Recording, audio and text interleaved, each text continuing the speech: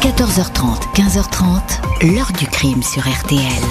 Jean-Alphonse Richard. J'ai un coup de téléphone de mon petit frère Danny qui m'appelle et qui me dit que le magasin de papa est en feu et qu'on ne retrouve pas papa.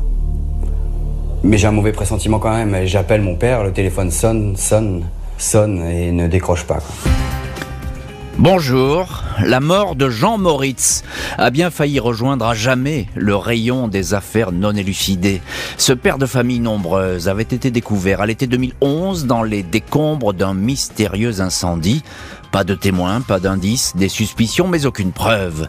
Pendant 11 ans, la famille de la victime et son avocat vont remuer ciel et terre pour que l'affaire ne s'arrête pas sur un point d'interrogation. Tout faire pour trouver la vérité sur la mort de cet homme tranquille qui vendait des feux d'artifice dans une petite ville du Nord et ne semblait avoir aucun ennemi déclaré.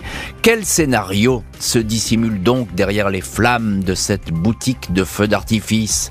Qui donc en voulait à ce point à ce père de famille?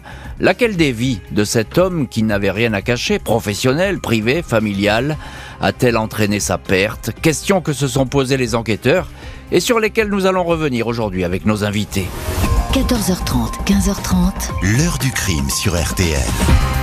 Dans l'heure du crime aujourd'hui, l'affaire Jean Moritz. À l'été 2011, dans une commune du Nord, ce père de famille est retrouvé sans vie dans sa boutique de feux d'artifice, ravagé en quelques minutes par les flammes. Ce mercredi 1er juin 2011, vers 10h15 du matin, Tolga Tanriverdi, qui tient un garage route d'Avesnes à Louvroil, ville à moins de 4 km de Maubeuge, est intrigué par une soudaine odeur de brûlé.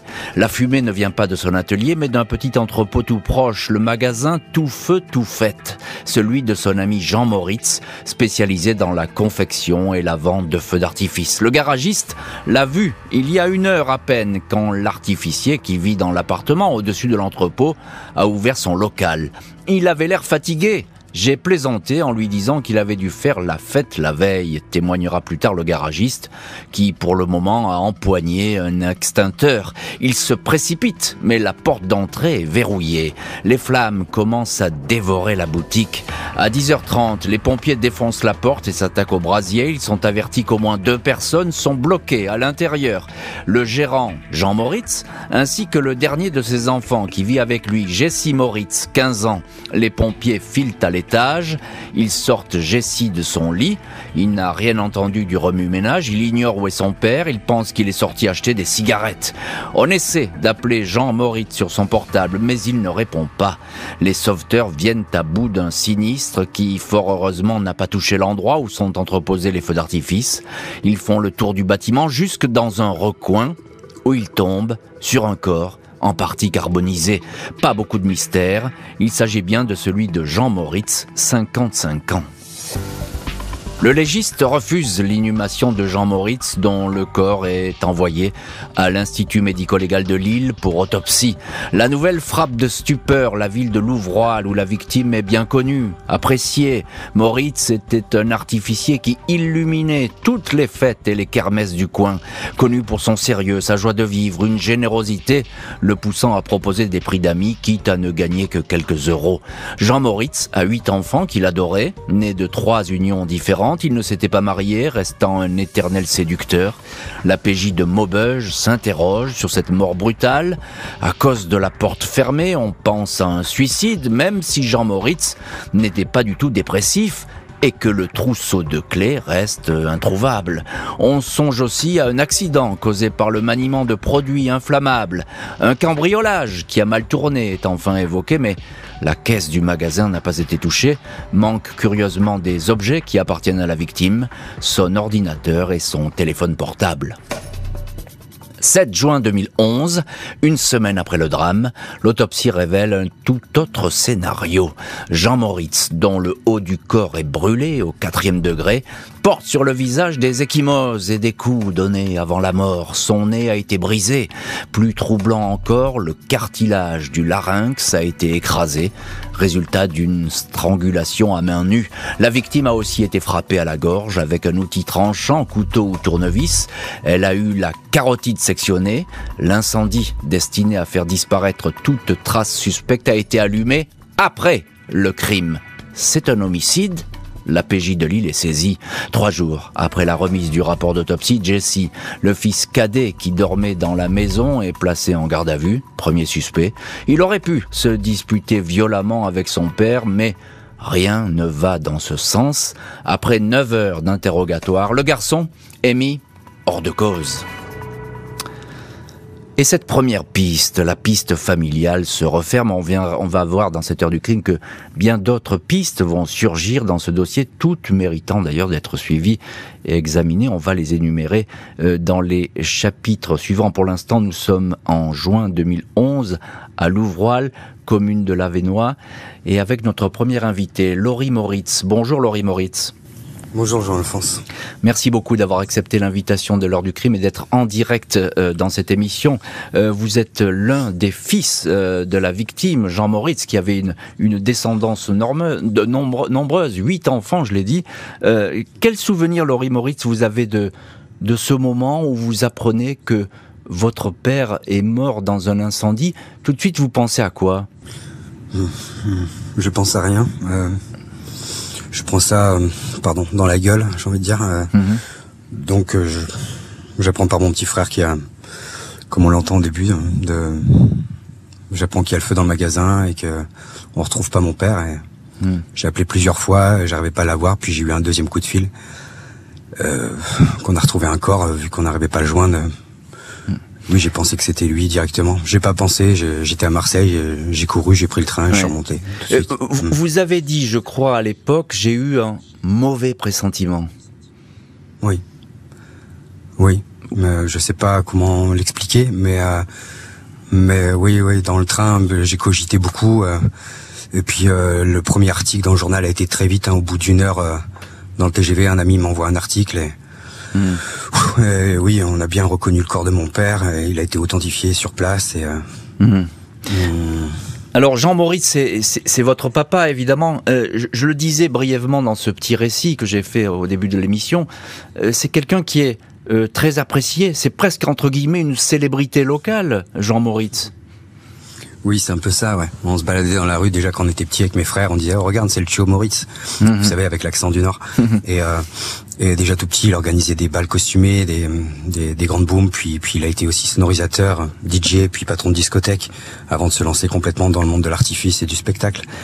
Mais oui, il était très apprécié. Si je vous dis ça, c'est qu'on ne compte pas d'ennemis à l'époque. On peut se demander, c'est pas quelqu'un qui est dans la rue, qui est suivi ou qui est embêté en permanence ou bagarreur. Non, pas du tout. Au contraire, c'était plutôt un homme de paix. Il aimait pas quand ça chahute, quoi. Et, il était plutôt à essayer de trouver toujours un arrangement quand il y avait des embrouilles autour de lui, s'il y en avait. Et non, je lui connaissais pas d'ennemis, en tout cas à ce moment-là. Et, non. Notre deuxième invité, c'est Maître Emmanuel Rigler. Bonjour, Maître Rigler. Bonjour, Monsieur Richard. Merci beaucoup, vous aussi, d'avoir accepté l'invitation de l'heure du crime. Vous êtes en direct du bureau RTL de Lille avec Franck Hanson, qu'on salue chaleureusement. Je sais que son temps est précieux à Franck Hanson et il vous reçoit et permet ce direct. Vous êtes avocat au barreau de Lille, avocat de la famille Moritz. Maître Rigler, question toute simple. Les résultats de l'autopsie, ils sont absolument effarants. C'est-à-dire qu'on s'est acharné sur Jean Moritz. Le médecin qui s'est déplacé sur la scène d'incendie a eu tout de suite un ressenti marquant et alors que c'est un homme d'habitude très modéré et très prudent, là a dit stop, on arrête tout, on emmène le corps. Et effectivement, premier examen qu'il va faire, c'est se rendre compte que les poumons sont intacts, c'est-à-dire qu'il n'y a pas de fumée et que donc Monsieur Moritz était mort avant l'incendie. À partir de là, il pousse plus loin et il examine le corps sur la partie calcinée. Vous avez évoqué le 4e degré, c'est exactement ça. Et là, il arrive à l'inventaire que vous visiez tout à l'heure, où il y a un acharnement, où il faut une violence incroyable pour arriver à ce meurtre ou assassinat, je ne sais pas. Mais en tous les cas, il fallait effectivement un homme extrêmement fort, extrêmement puissant pour lui casser comme ça le larynx. Bien sûr. Alors, Maître Rigler, il y a cette première piste, c'est la piste familiale, mais elle est naturelle, presque, j'ai envie de dire, parce que Jesse, qui est le fils cadet de la victime, c'est presque la dernière personne à l'avoir vu. Alors on se retourne vers lui, c'est ça ? Il est dans les murs déjà, il est dans une partie arrière du bâtiment qui, elle, n'est pas encore attrapée par l'incendie. Et donc, bien évidemment, il est le premier à être suspecté. C'est automatique, c'est toujours très difficile à vivre pour les familles, mais il faut fermer cette piste. Et tout de suite, les résultats de l'autopsie vont montrer que ça ne peut pas être l'œuvre ou en tous les cas le malheur d'un adolescent, mais au contraire d'un homme à forte corpulence ou à force importante.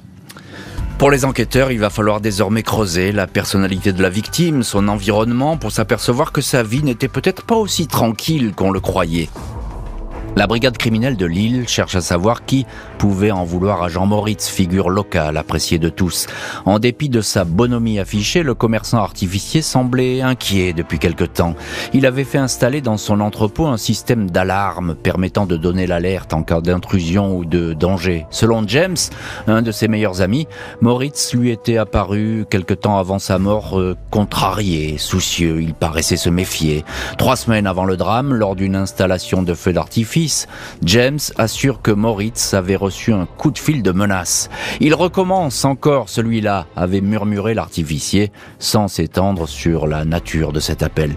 Plus troublant encore, un deuxième témoin rapporte avoir assisté 1 mois et demi avant le crime à une drôle de scène.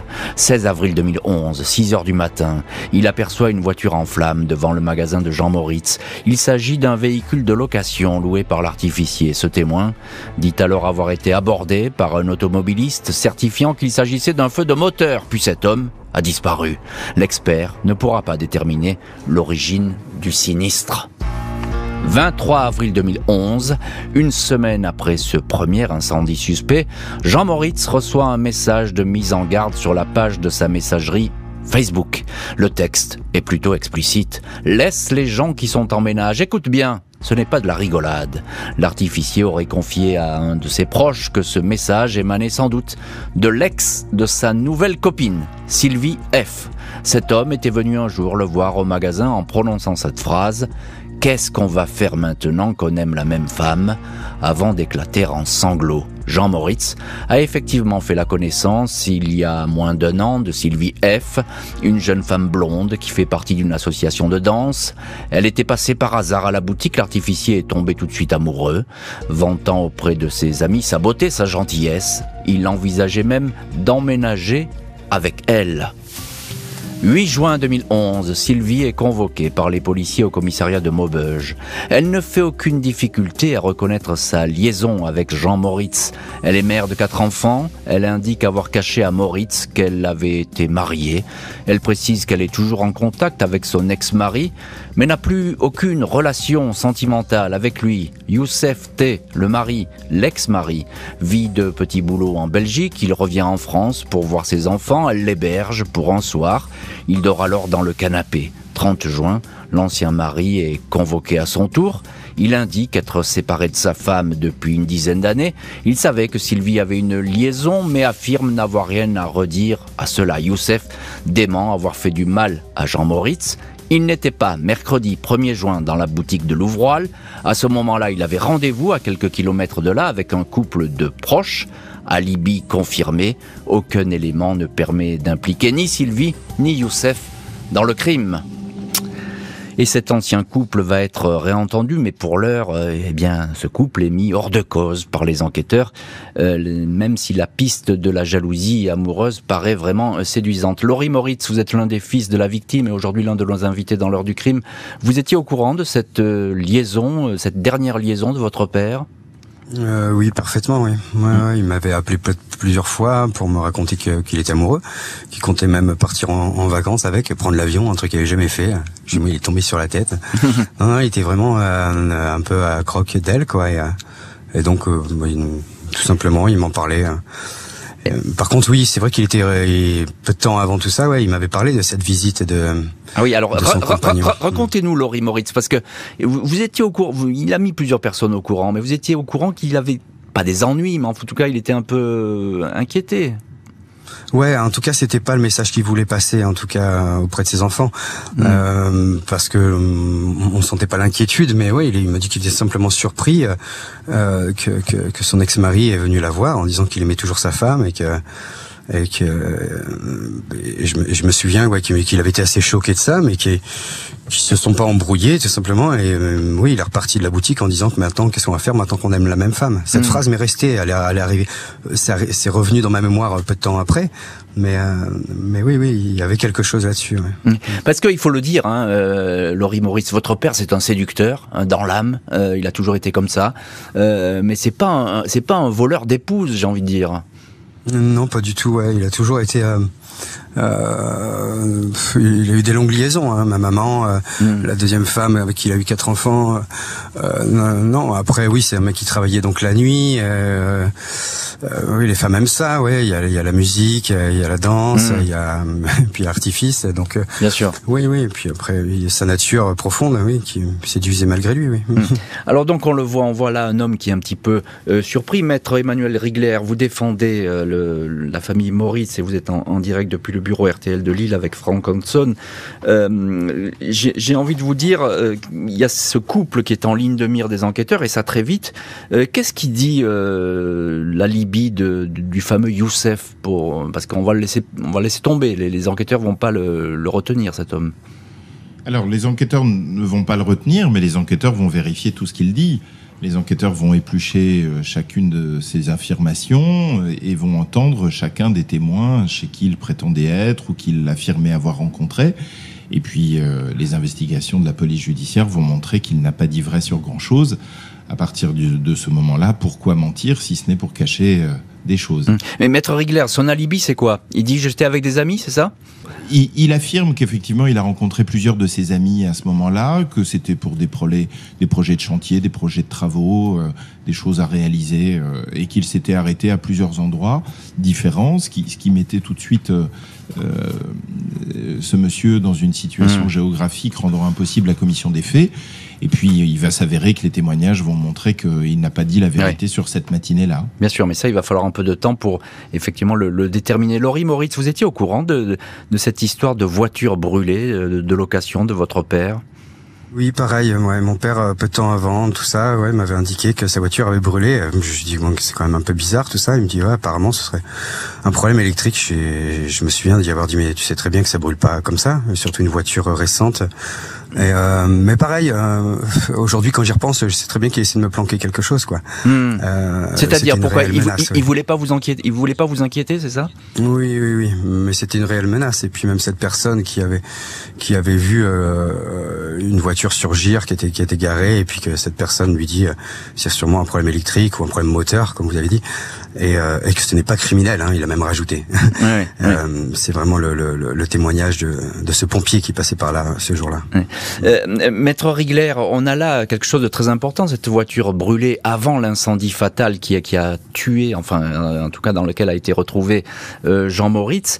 Ça veut dire que c'est une construction criminelle, c'est une intimidation. On a le sentiment d'une colère qui monte, que l'incendie du véhicule est un avertissement, et que finalement, comme cet avertissement n'a pas amené le résultat escompté ou espéré, eh bien, on est allé plus loin et on est allé jusqu'à cette scène qui deviendra mortelle. C'est le scénario que l'on s'est construit. Mais ça veut dire qu'il y a préméditation, je puis dire. Et oui, c'est là où effectivement l'intention criminelle n'est pas du tout la même. Est-ce que c'est une colère froide et une réaction inappropriée un jour de dispute, ou est-ce que c'est contrairement à cela, tout un processus qui s'aggrave, qui s'accélère? C'est vers cette thèse que nous pensons. Encore un mot, Maître Rigler. Il y a Sylvie F. Qui est dans ce dossier. On ne donne pas les noms de famille, évidemment, mais qui est-elle? Comment elle apparaît dans la vie de Jean Moritz? Parce qu'il en est fou amoureux, c'est ce que nous dit également son fils, Laurie Moritz. Je n'arrive pas à cerner cette femme parce qu'elle va faire des dépositions extrêmement différentes devant les enquêteurs suivant le contexte. Mon impression et mon sentiment est qu'elle est enfermée, c'est-à-dire qu'elle n'a pas retrouvé une véritable liberté à la suite de son divorce, qu'elle a toujours la pression de son ex-mari qui surveille, qui fait très attention à ce qu'elle vit, à ce qu'elle fait, et qu'elle est épiée aussi par un de ses enfants, et tout cela amène des discussions père-fils qui vont créer ce climat. On va se rendre compte que les messages de menaces, les premiers émanent en réalité de son fils et pas d'un adulte. Donc c'est un climat avec une dame qui essaye de revivre, de danser, de profiter d'une seconde vie amoureuse et qui en réalité se retrouve tiraillée entre ce qu'elle peut vivre et ce qu'elle peut dire. Les policiers gardent un œil sur Youssef T qui aurait pu agir dans une crise de jalousie. Une hypothèse, mais aucune preuve ou indice susceptible de l'étayer. Dès lors, les investigations vont faire du sur place. Après 6 mois d'enquête, la brigade criminelle de Lille ne peut pas mettre un nom sur celui qui a tué Jean Moritz. Seule certitude, l'auteur s'est acharné sur la victime. Son but était bel et bien de tuer. Les enquêteurs n'ont pas avancé sur la piste sentimentale, ils s'orientent donc vers celle d'une vengeance professionnelle. Dans le petit monde des artificiers de la région, Moritz était loin de faire l'unanimité. Il était réputé comme étant un casseur de prix, prêt même à perdre de l'argent pour faire plaisir aux uns et aux autres. Les petites communes, les moins fortunées de l'Avesnois ne juraient que par lui. Un concurrent au moins détestait le patron de la boutique Tout Feu Tout Fait. Il souhaitait sa perte. Les deux hommes en étaient même venus aux mains. Au lendemain du crime, ce concurrent avait fait du porte-à-porte auprès de plusieurs mairies pour proposer ses services. 14 février 2012, cet artificier est entendu. Il dément toute implication dans le crime. Son alibi est incontestable. Il est relâché sans aucune charge. Avant l'audition du concurrent artificier, les enquêteurs ont réentendu Sylvie F et Youssef T. Le couple a été placé sur écoute lors d'une conversation. Sylvie s'exclame en parlant de son ex-mari « De toute façon, je m'en fous ». Il va finir en prison. Sylvie est à nouveau interrogée le 14 décembre 2011 sur les propos qu'elle a tenus au téléphone, audition qui ne donne rien. L'enquête va ensuite faire du surplace. Aucune avancée notable, aucun rebondissement. 4 ans après les faits, le juge est alors sur le point de prononcer un non-lieu.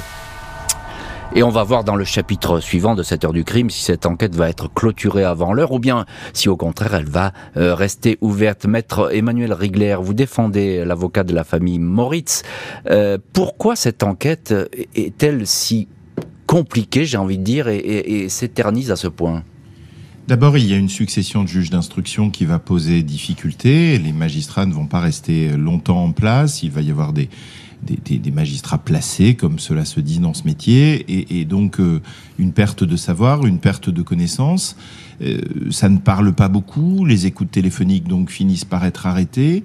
Il n'y a pas de traces matérielles réellement parce que la scène a brûlé et puis après l'intervention des pompiers a tout saccagé. Donc c'est une enquête où vraiment effectivement la brigade criminelle de la police judiciaire doit prendre son temps, doit tout regarder, tout étudier, et comme elle a l'habitude de le faire, elle ne lâche pas. Et au bout de quelques temps, quelques informations vont sortir. Bien sûr. Laurie Moritz, vous êtes l'un des fils de la victime, un des fils de Jean Moritz. Je suppose que cette période de surplace, où cette enquête semble s'enliser, c'est pénible pour vous et pour toute la famille d'ailleurs. Oui, c'est tellement pénible que en fait, ça va nous faire prendre une décision avec une équipe de télévision qui était Far West Productions, qui nous ont demandé de tourner une émission de télévision sur qui sera non élucidée d'ailleurs plus tard. Et d'ailleurs, j'aimerais, si vous me permettez, revenir sur son premier alibi, celui qui l'a couvert pendant 4 ans. Il faut savoir que cet alibi... le fameux alibi de Youssef, on parle. Oui, bien sûr. Oui. Il était donc avec un couple d'amis, comme il dit. Et puis il a attendu cet ami qui n'était pas chez lui d'ailleurs à ce moment-là, qui sera d'abord l'homme, son alibi dans le dossier. Puis plus tard, après cette émission, on apprend que 10 jours après, je vais même vous dire que c'était le jour de la Saint-Jean, qu'on arrêtera Youssef chez Sylvie et on le mettra en prison. Alors on va y venir à cette arrestation, Laurie. Mais je voulais juste vous demander, à ce moment-là dans l'enquête, vous avez-vous une conviction ? Vous avez le sentiment qu'on n'est pas très loin de trouver le coupable ? Comme je vous dis, en fait, c'est pour moi, en fait, c'est cet alibi, puisque finalement, il y a un truc dans cet alibi, son premier alibi, puisque les autres ils sont tombés dès qu'il l'a placé, ça tombait aussitôt. Là, il faisait le tour, la police faisait bien son enquête. Par contre, sur son premier alibi, ça reste quand même très très flou. D'ailleurs, quand on entend notre avocat parler, on sent bien le côté flou qui se trouve. Il était à droite, puis à gauche, puis il était là. Non, il y a bien des heures où il était, à des endroits où il était, qu'il a bien dit. Donc ces personnes-là l'ont quand même couvert pendant 4 ans.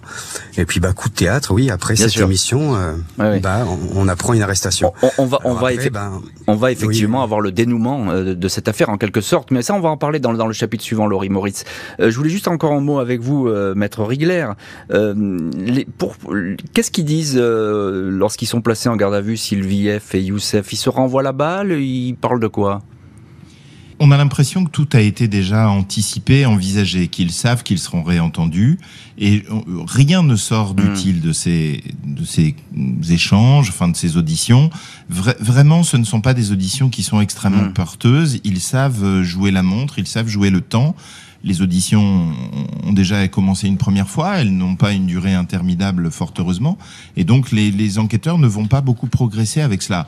Mais, à froid, calmement, avec du recul, on se rend compte qu'il y a quand même des oppositions entre eux, et le juge d'instruction va bien évidemment se faufiler dans ses contradictions et va en tirer des choses extrêmement importantes pour l'enquête.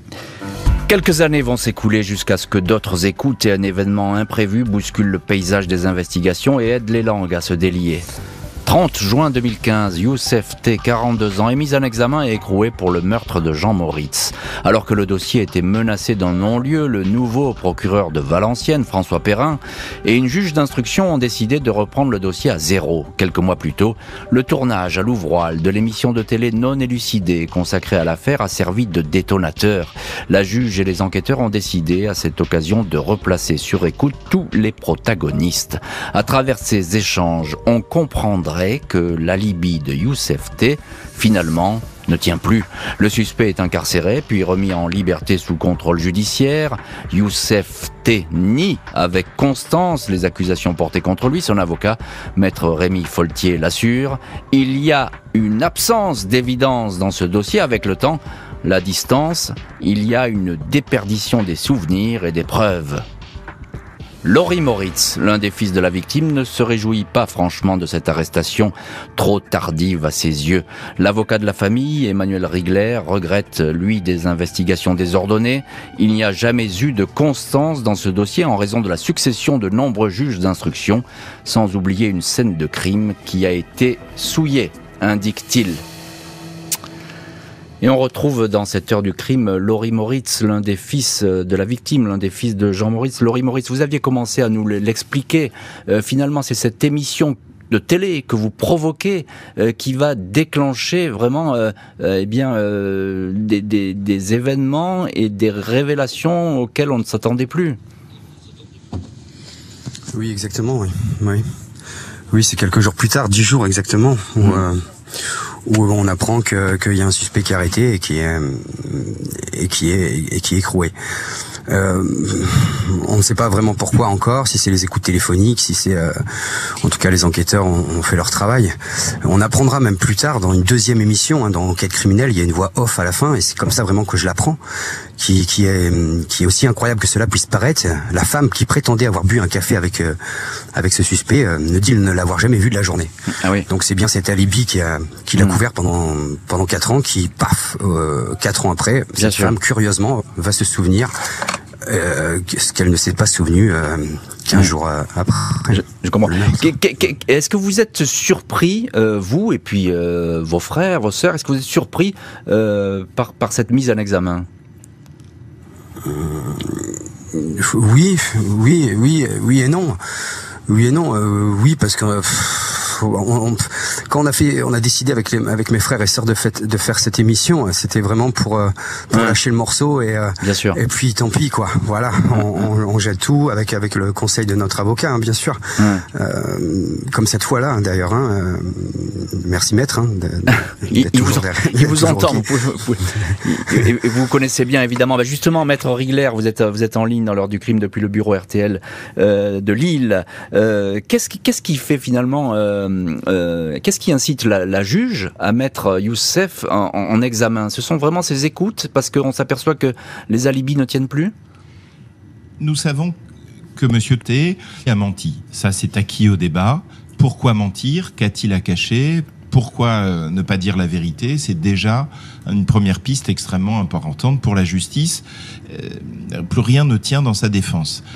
D'autre part, les enquêteurs ont la bonne idée de rebrancher les écoutes au moment de la diffusion de cette émission de télévision, et on se rend compte d'une excitation terrible entre les membres de la famille de Monsieur T, que tout le monde est collé à son téléphone et que tout le monde ne cesse de parler de cette affaire, de cette émission, etc.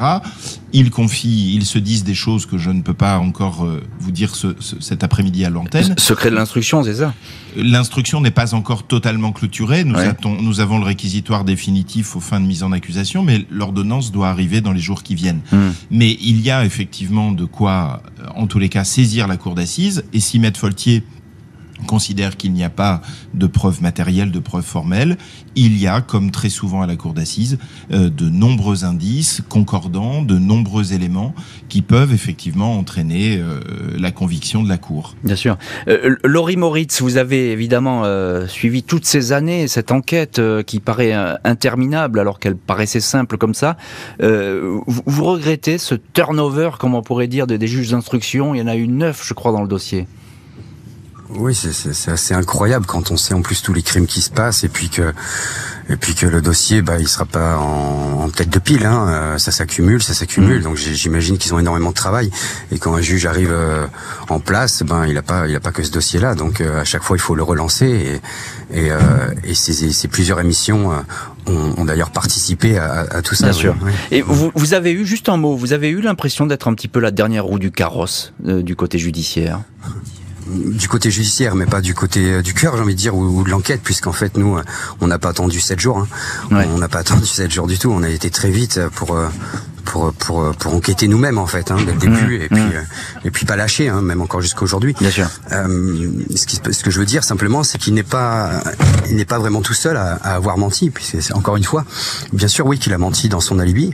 Et ça, si on le découvre, c'est que son alibi aurait menti aussi. Oui, c'est ça. Je pense évidemment. Il y a des choses un peu encore. Alors peut-être que justement, on n'a pas encore toutes les instructions et tout ce dénouement exact. Et on verra, parce que l'enquête, ce que disait Maître Regler, n'est pas tout à fait terminée.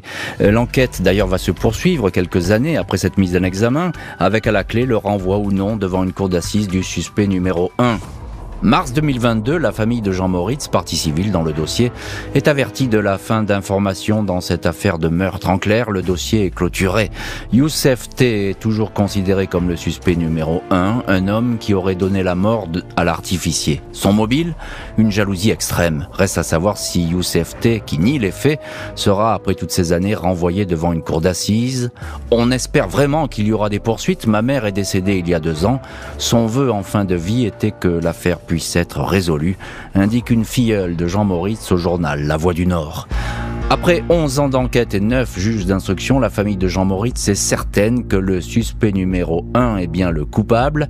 Il appartiendra peut-être à une cour d'assises de le décider. Et on retrouve dans cette heure du crime Maître Emmanuel Rigler, avocat à Lille, avocat de la famille Moritz. Est-ce qu'il y aura un procès, Maître Rigler, dans cette affaire ? Je suis convaincu qu'il y aura un procès. D'abord, nous avons déjà des réquisitions écrites du parquet qui demandent le renvoi de ce monsieur devant la cour d'assises du Nord. Je ne vois pas comment et pourquoi le juge d'instruction ne suivrait pas cette logique et cette position. Il peut encore y avoir une étape supplémentaire. La défense peut saisir une chambre qui s'appelle la chambre de l'instruction pour contester cette ordonnance de saisine de la juridiction. Mais je ne vois pas comment on pourrait échapper à une décision de justice quelle qu'elle soit. Alors, si je vous pose la question aussi, c'est parce qu'il n'y a pas d'aveu de la part du suspect numéro 1. Il n'y a pas, a priori, de traces ADN, il n'y a pas de preuves matérielles. Ça peut être compliqué aussi. C'est un vrai dossier d'assises où l'intime conviction sera extrêmement importante. Le comportement des uns, le comportement des autres, le pourquoi du mensonge. Vous savez, à la cour d'assises, tout se passe dans des débats nécessairement oraux et donc à la barre, il y a des choses extrêmement importantes qui sont dites. Les avocats sont essentiels, l'accusation aussi, le président d'audience. Donc il peut sortir beaucoup de choses d'une audience et effectivement, je crois que dans ce dossier, il y a déjà assez de charges en tout état de cause en l'état. Laurie Moritz, l'un des fils de Jean Moritz, ce procès, il est important pour vous et pour votre famille, un procès, il est important qu'il se tienne ?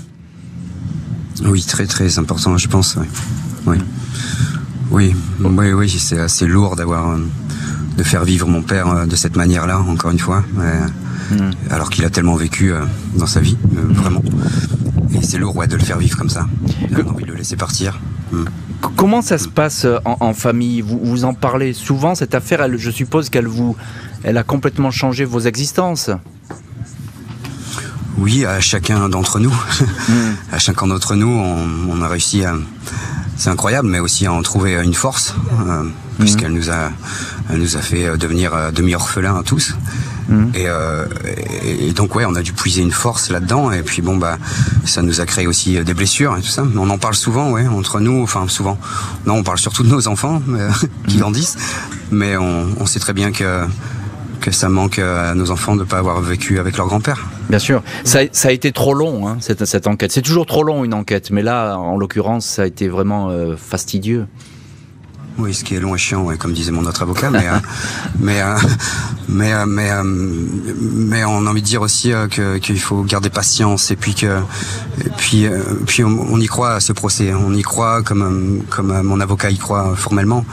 Et on espère qu'il y aura des langues qui vont se dénouer à ce moment-là, et que les principales, comme dans son alibi, tous ces intéressés seront présents et pourront justifier de ce qu'ils ont dit au départ, et du pourquoi ils sont revenus, etc. Bien sûr. Voilà, et je pense que de là, il va y avoir des choses qui vont se dénouer ce jour-là, Maître Rigler, le dernier mot avec vous dans cette heure du crime. On entend ce que dit Laurie Moritz. C'était extrêmement touchant d'ailleurs de voir cette famille qui s'est battue pendant des années. Sans cette détermination, peut-être l'enquête n'aurait pas abouti, avec votre aide évidemment, mais sans cette détermination familiale, ça marchait pas. Ils n'ont jamais baissé les bras et ils n'ont jamais cherché un coupable. Ils cherchent le coupable. Nous sommes convaincus de l'avoir dans ce dossier, et grâce à leur abnégation, grâce à leur soutien, parce que régulièrement ils ont écrit au juge, ils se sont toujours manifestés, nous sommes convaincus d'avoir le coupable. Et je vous dis, c'est une famille avec de la raison, avec de l'intelligence, qui ne veut pas faire condamner un innocent, qui par contre effectivement considère qu'on a trouvé le bon. Et parce que je crois que c'est Laurie Moritz qui disait dans une interview, j'avais lu ça, pourvu qu'ils ne se soient pas trompés en parlant des enquêteurs. Les enquêteurs ont, comme d'habitude, j'ai envie de dire, vraiment effectivement travaillé très très très sérieusement, et n'ont aucun intérêt non plus à ce que ce soit le mauvais qui soit traduit devant la cour.